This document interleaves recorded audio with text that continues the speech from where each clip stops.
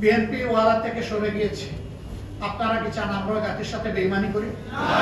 আমাদের কোনো কোনো বন্ধুর ভাষায় বক্তব্যে মনে হয় তারা জীবনে আমাদেরকে কোনোদিন দেখেন নাই। ভুলে গেছেন এত তাড়াতাড়ি? স্মরণ হতে সময় লাগবে না, একটা ঝাঁকুনিই যথেষ্ট।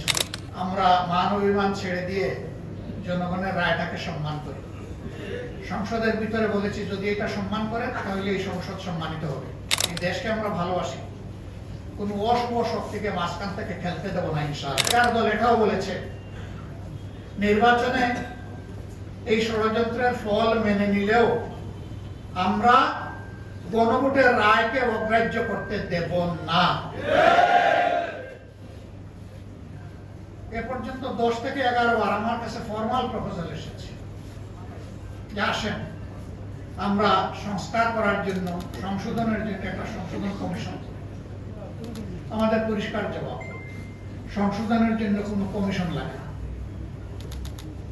সংশোধনের জন্য সরকারি দল ট্রেজারি বেঞ্চ থেকে বিল আনতে পারে, বিরোধী দল আনতে পারে। সেই বিল আসবে, ব্যাটিং এ যাবে, আবার ফিরে আসবে, তারপরে আলোচনা হবে, আলোচনার পর ভোটে যাবে, ভোটে যদি এটা গ্রহণযোগ্য হয় তাহলে পাস হয়ে যাবে। এটার জন্য কোনো কমিশন লাগে না। এখানে সংশোধনী কমিশন করার জন্য গণভোট হয় না। গণভোট হয়েছে দেশের পচা রাজনীতির আমূল পরিবর্তন সাধনের জন্য, ফ্যাসিবাদের মূল কেটে দেওয়ার জন্য।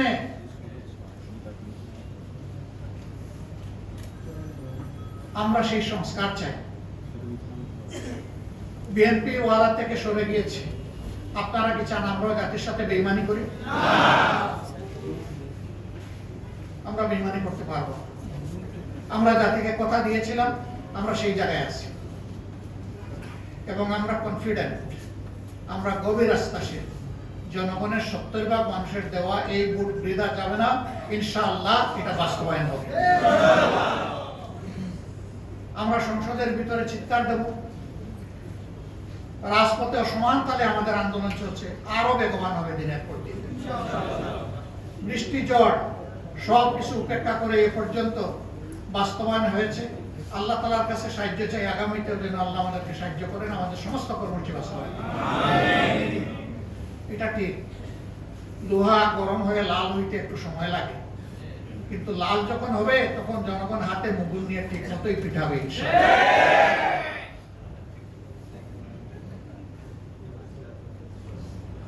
আমরা দীর্ঘদিন একসাথে মজলুম ছিলাম, আন্দোলন করেছি, সংগ্রাম করেছি, নির্বাচন করেছি, সরকার পরিচালনা করেছি, রাজনীতি করেছি, কিন্তু এখন আমাদের কোনো কোনো বন্ধুর ভাষায় বক্তব্যে মনে হয় তারা জীবনে আমাদেরকে কোনোদিন দেখেন নাই। ভুলে গেছেন এত তাড়াতাড়ি? স্মরণ হতে সময় লাগবে না, একটা ঝাঁকুনিই যথেষ্ট।